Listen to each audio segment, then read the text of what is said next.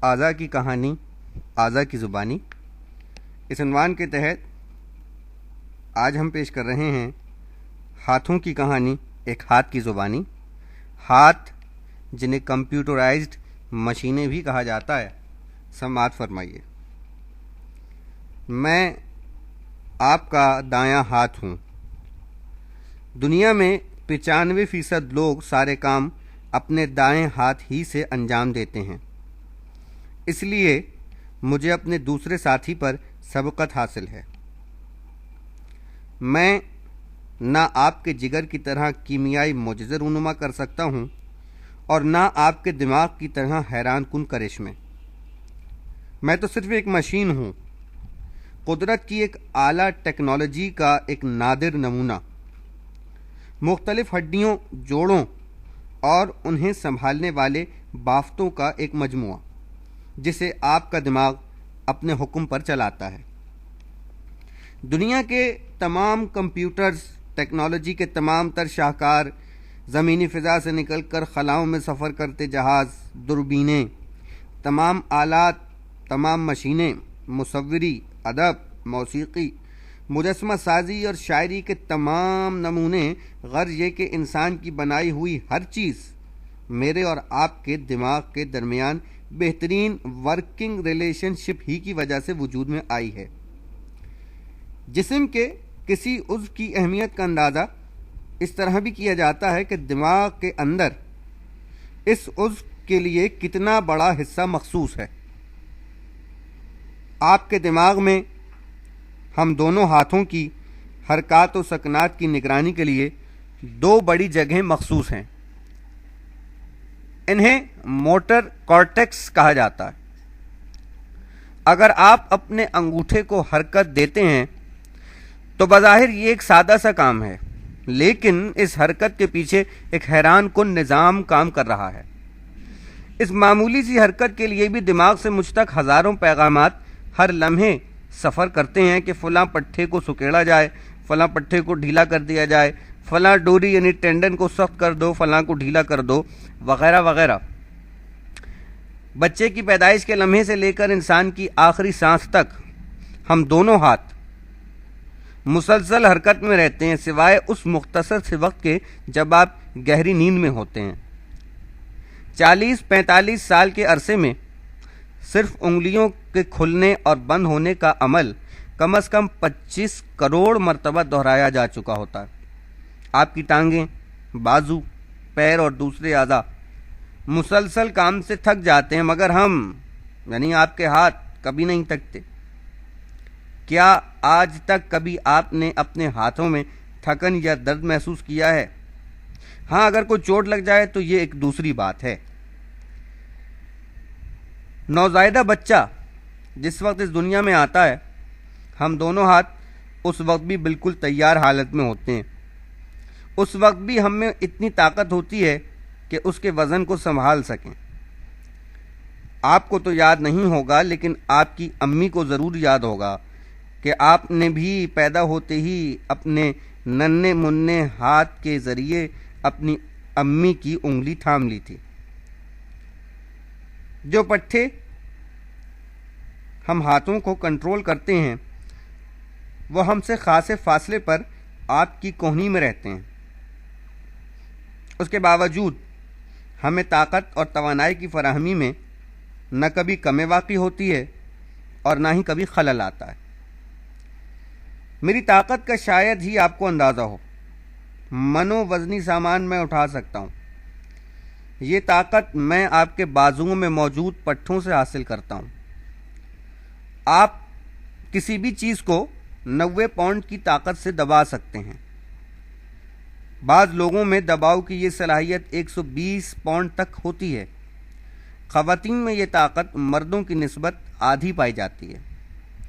میرا اور میرے ساتھی کا باقاعدہ استعمال آپ نے 6 ماہ کی عمر سے کرنا شروع کیا تھا۔ اسی زمانے میں میں آپ کی آنکھوں اور ہاتھوں کی حرکت میں ہم آہنگی پیدا ہوئی تھی۔ اسی زمانے میں آپ نے چیزوں کو غور سے دیکھنا اور انہیں ہاتھ سے اٹھانا سیکھا تھا۔ یہ عرصہ انسان کی زندگی میں ایک سنگ میل کی حیثیت رکھتا ہے۔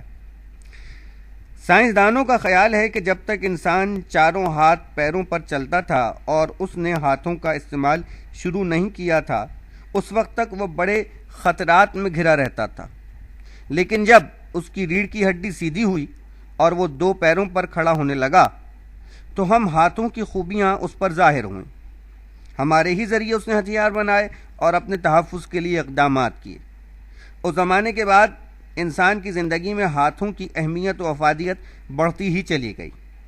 اگر میں یہ کہوں کہ دنیا کے دوسرے جانداروں کی نسبت انسان نے ارتقاء و ترقی کے تمام زینے ہمارے ہی ذریعے طے کیے ہیں تو شاید یہ غلط نہ ہوگا۔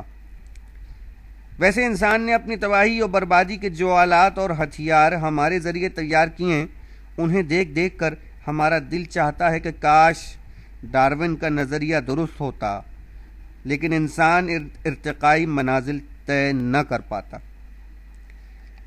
یہ بات ذہن میں رہے کہ یہ تصور سائنس نے پیش کیا ہے کہ انسان بھی پہلے چوپایا تھا اور ارتقاء کی مختلف منزلیں طے کرتے ہوئے کھربوں سال میں اس نے موجودہ شکل اختیار کی ہے۔ اسلامی تعلیمات کے مطابق اللہ نے انسان کو مکمل انسان کے روپ میں پیدا کیا ہے۔ سائنس کے نظریات تبدیل ہوتے رہتے ہیں، اس لیے کہ سائنس ابھی تحقیق و جستجو کے راستے میں محو سفر ہے۔ جب تک یہ سفر مکمل نہ ہو جائے اس وقت تک راستے کے بارے میں کوئی بھی حتمی رائے قائم کرنا کہاں کی دانش مندی ہے۔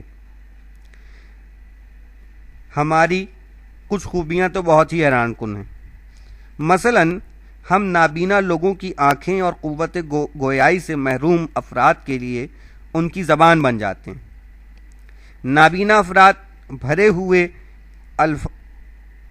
الفاظ کی مدد سے علم حاصل کرتے ہیں اور قوت گویائی سے محروم لوگ اپنے ہاتھوں کے اشاروں سے بولنے لگتے ہیں۔ آپ جیب میں ہاتھ ڈال کر مطلوبہ سکے کو بغیر دیکھے پہچان لیتے ہیں۔ خواتین کپڑے کو صرف چھو کر اس کی کوالٹی کا اندازہ کر سکتی ہیں۔ کسان مٹی کو ہاتھ میں لے کر اس کے بارے میں سب کچھ بتا سکتا ہے۔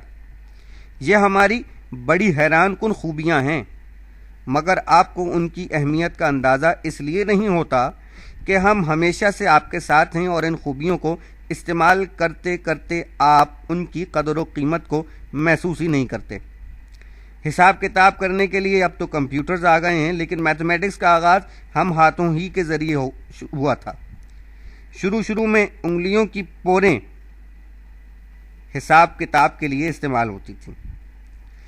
ہماری بناوٹ اس قدر حیران کن ہے کہ ہمارا شمار آپ کے جسم کے بڑے پیچیدہ اعضاء میں کیا جاتا ہے۔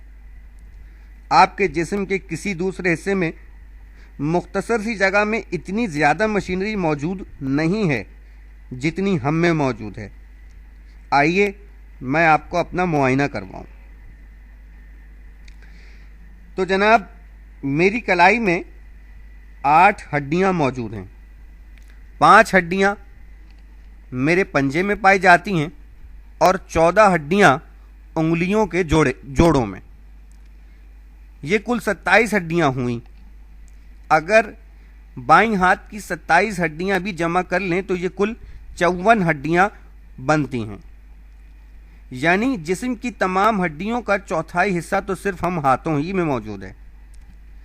مجھ میں اعصاب کا بہت بڑا نظام موجود ہے جو مجھے بلکہ آپ کو گرمی، سردی، نرمی، سختی، درد یا راحت کو محسوس کرنے کے لیے دیا گیا ہے۔ اتنی حساسیت جسم کے کسی دوسرے حصے میں نہیں پائی جاتی۔ ہر مربع انچ کے اندر مجھ میں اعصاب کے ہزاروں آخری حصے موجود ہیں۔ خاص طور پر انگلیوں کے سروں یا پوروں میں ان کا بہت بڑا جال پھیلا ہوا ہے۔